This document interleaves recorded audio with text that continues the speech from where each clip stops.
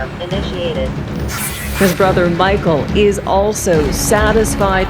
Welcome to Afrogenesis Artificial Intelligence. ভাবনার শক্তি যখন বাস্তব হয়ে ওঠে, কল্পনা করুন আপনি কিছু চিন্তা করলেন আর আপনার হাত নিজে থেকেই সেই কাজটি করে ফেলল। কোনো বোতাম টেপার প্রয়োজন নেই, কোনো কমান্ড দেওয়ার দরকার নেই, শুধুমাত্র মনের ইশারাতেই হাত নাড়াচাড়া করবে।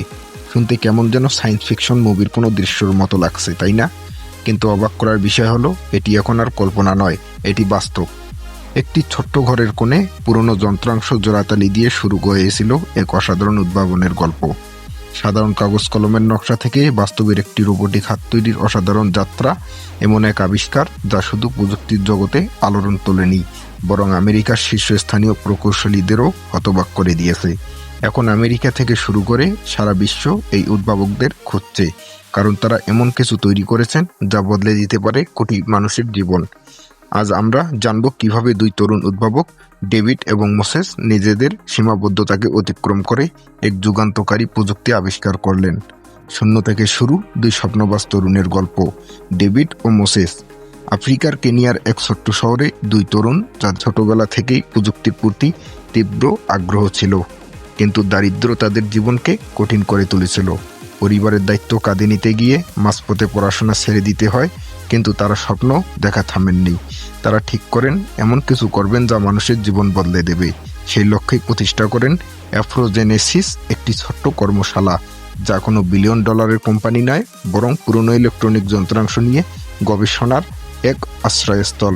আধুনিক ল্যাব কিংবা উন্নত যন্ত্রপাতি তাদের ছিল না, কিন্তু ছিল অপরিসীম শ্রম, নিষ্ঠা আর একে অপরের প্রতি বিশ্বাস। প্রথম দিকে তারা স্থানীয় মানুষের উপকারের জন্য ছোটখাটো ইলেকট্রনিক ডিভাইস তৈরি করতেন, কিন্তু এরপর তাদের নজর পড়ে বিশাল এক সমস্যার দিকে, কম খরচে কার্যকারী কৃত্রিম হাত তৈরি করা যা প্রতিবন্ধীদের জন্য নতুন এক সম্ভাবনার দুয়ার খুলে দেবে। যে হাত নিয়ন্ত্রিত হবে শুধুমাত্র চিন্তার দ্বারা। তারা এমন একটি কৃত্রিম হাত বানানোর পরিকল্পনা করেন যা ব্যবহারকারীর মনের ইশারায় নাড়াচাড়া করবে। প্রচলিত প্রস্থেটিক হাত সাধারণত বেশির সংকেত ব্যবহার করে চলে, কিন্তু তারা চেয়েছিলেন এমন কিছু বানাতে যা সরাসরি মস্তিষ্কের সিগন্যালে কাজ করবে। প্রশ্ন হলো, এমন কিছু কি আদৌ সম্ভব? এত বড় প্রযুক্তি বানানোর জন্য কি তাদের পর্যাপ্ত উপকরণ বা জ্ঞান ছিল? বিজ্ঞান বলে কল্পনাই সবকিছুর সূচনা, কিন্তু সেই কল্পনাকে বাস্তবে রূপ দেয় সম্পূর্ণ ভিন্ন একটি ব্যাপার। কিভাবে কাজ করে এই বিস্ময়কর প্রযুক্তি? ডেভিড ও মোসেস এমন একটি নিউরাল বায়োপটেনশিয়াল হেডসেট তৈরি করেছেন যা ব্যবহারকারীর মাথায় পড়তে হয় এবং মস্তিষ্কের তরঙ্গ শনাক্ত করতে পারে। যখন কেউ কোনো কিছু ধরতে চান, তখন মস্তিষ্ক একটি সংকেত পাঠায়। এই বিশেষ হেডসেট সেই সংকেত গ্রহণ করে এবং সেটিকে বৈদ্যুতিক তরঙ্গে রূপান্তরিত করে। এরপর সংকেতটি রোবটিক হাতে পাঠানো হয় যা ব্যবহারকারীর চিন্তার সঙ্গে মিল রেখে নড়াচড়া করে। শুধু তাই নয়, এই রোবটিক হাত শুধু চিন্তার মাধ্যমে নিয়ন্ত্রিত হয় না, বরং ভয়েস কমান্ডের মাধ্যমেও চালানো সম্ভব। অর্থাৎ কেউ যদি হাত নাড়ানোর চিন্তা করতে না পারেন, তবে কেবল বলে দিলেই হাত সেই অনুযায়ী কাজ করবে। বিশেষ করে যাদের পেশির কার্যক্ষমতা কমে গেছে, তাদের জন্য এটি হবে এক যুগান্তকারী সমাধান। অসংখ্য ব্যর্থতার পর আসে সফলতা।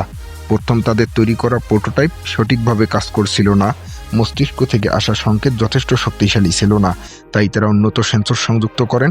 এরপর ব্যবহার করেন একটি বিশেষ রেডিও ফ্রিকোয়েন্সি ট্রান্সমিটার যা সংকেতকে আরও শক্তিশালী করে রোবটিক হাতে পাঠাতে পারে। এই উদ্ভাবন শুধু সাধারণ প্রস্থেটিক হাতের বিকল্প নয়, বরং তার থেকেও অনেক বেশি উন্নত। এটি সহজেই ব্যবহারযোগ্য, কম খরচে তৈরি করা যায় এবং কোনো জটিল প্রশিক্ষণের প্রয়োজন হয় না। কিন্তু উদ্ভাবনের পথ কখনোই সহজ নয়। নতুন কিছু বানাতে হলে বারবার ব্যর্থতার মুখোমুখি হতে হয়। সংগ্রামের পথ বেয়ে সফলতার দ্বার প্রান্তে।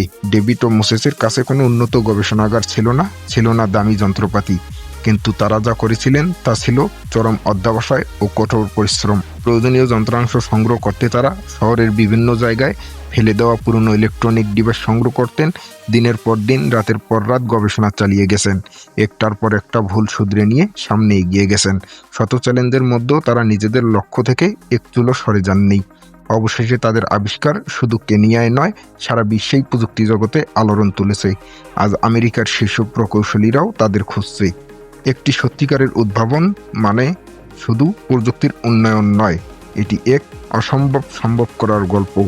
ডেভিড ও মোসেস দেখিয়ে দিয়েছেন সফলতার জন্য প্রয়োজন অদম্য ইচ্ছাশক্তি, অধ্যবসায় ও অক্লান্ত পরিশ্রম। কল্পনা করুন ভবিষ্যতে শুধু মনের শক্তিতেই আমাদের চারপাশের প্রযুক্তি নিয়ন্ত্রিত হবে। হয়তো তারা সেই ভবিষ্যতের দুয়ার খুলে দিয়েছেন। আজ তাদের এই উদ্ভাবন কোটি মানুষের জীবনের পরিবর্তন আনতে পারে।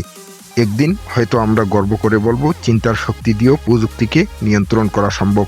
আর সেই যুগের শুরু হয়েছিল দুই তরুণ উদ্ভাবকের হাত ধরে। তো কেমন লাগলো আমাদের আজকের এই পর্বটি?